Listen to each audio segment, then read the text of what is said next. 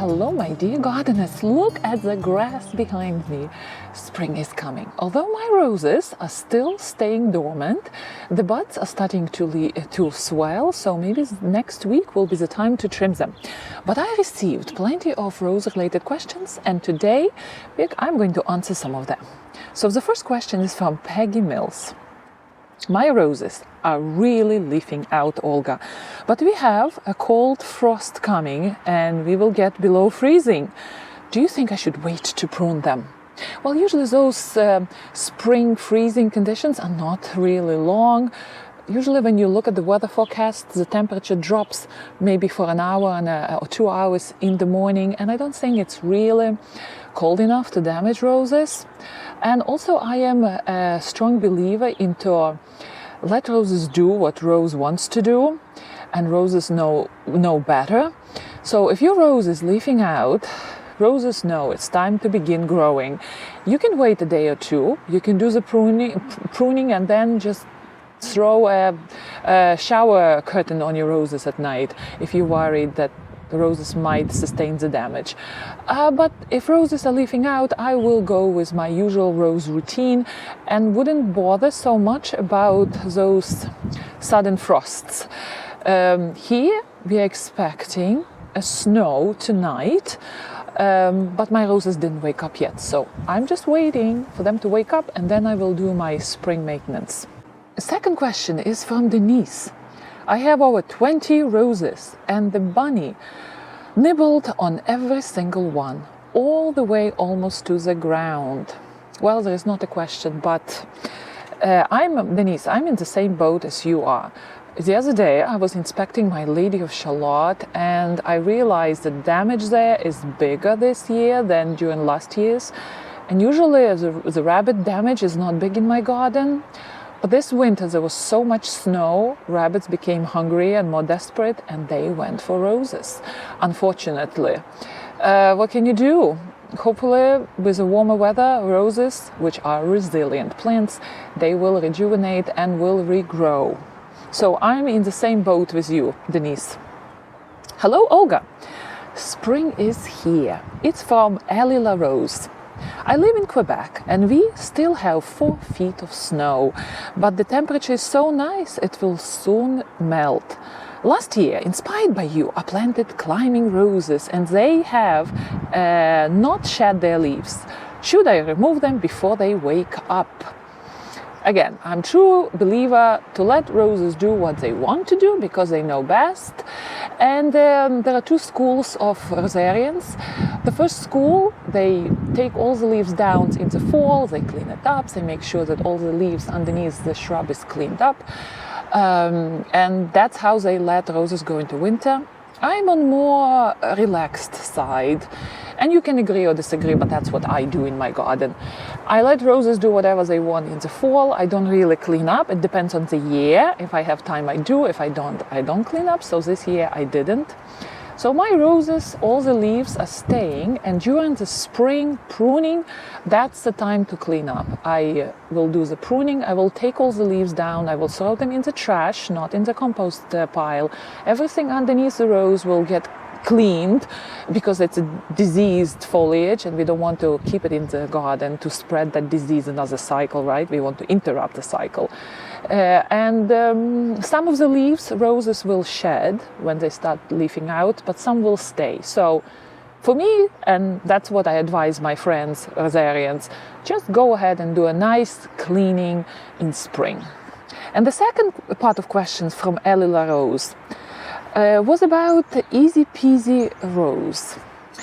I watch most of your rose videos, but I would love your suggestions about pruning a rose called Easy Peasy. It's a shrub rose and I want it to be as big as possible. Do I leave it alone or does shaping it promote it to be bigger? Interesting question. So Easy Peasy rose is a modern landscape rose. The height of it is approximately 2.5 to 3.5 feet, so it's a small very disease resistant landscape rose. And what does that mean, landscape rose? Rose which doesn't need a lot of maintenance, which blooms from beginning to the end of the year, has many stems, very proliferous, and generally doesn't require a lot of attention from the gardener. So the pruning advice on such roses is we don't go in and start to decide which stem to cut, which stem not to cut, because there are so many of them. Gentle shaping to the desired growing habit would be beneficial. And what usually happens if we prune rose severely, let's say some roses do need severe pruning, like hybrid teas. But with the case of Easy Peasy rose, it's not advisable. So what happens when we prune rose severely? We prune to thicker stems, and usually thicker stems do not have so many divisions, right? We cut all those divisions out, and thicker stems can create stronger growth, but not smaller. Less multiple blooms, but bigger blooms, because there are not so many stems. The energy is there, so blooms will become bigger, but not as many. And I wouldn't do this treatment for Easy Peasy to keep Easy Peasy as big as it can be.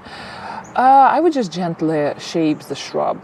What can happen to Easy Peasy if you drastically remove the size?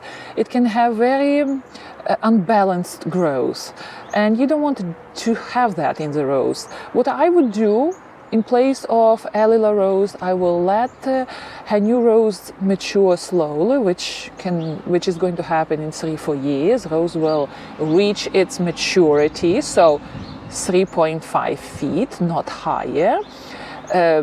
Rose cannot overjump over its head and be bigger than it is genetically equipped. It's a small, short landscape rose. I think it's wider than taller. And Alila rose should expect it to be that height at maturity. Last year, I literally planted 3 climbers and 3 shrub roses, all because of you. Okay, thank you, Alila rose. Good luck with your Easy Peasy rose. And again, I would just lightly trim it and let it mature to its genetic size, adult size, and enjoy it. Andrea, Olga, have you propagated roses before? Yes, I did. Quite a few of them. And people believe that rose propagation is very difficult. And I know where it's coming from. It's coming from the fact that when people receive roses in beautiful bouquets, and those flowers are so beautiful, people think that they can cut that stem from the bouquet roses and propagate them. But very often those type of roses are grown on the foreign rootstock, because by themselves they cannot grow strongly. They are weak type of rose. And if we try to propagate those roses, they are spindly, they are not strong, the blooms are not there. And rosarians get discouraged. They think that roses do not propagate easily. Well, they do. Actually, I believe that roses are some of the easier perennial plants to propagate. And my latest success is here with Katrina rose. I propagated it last year, but you know what I did?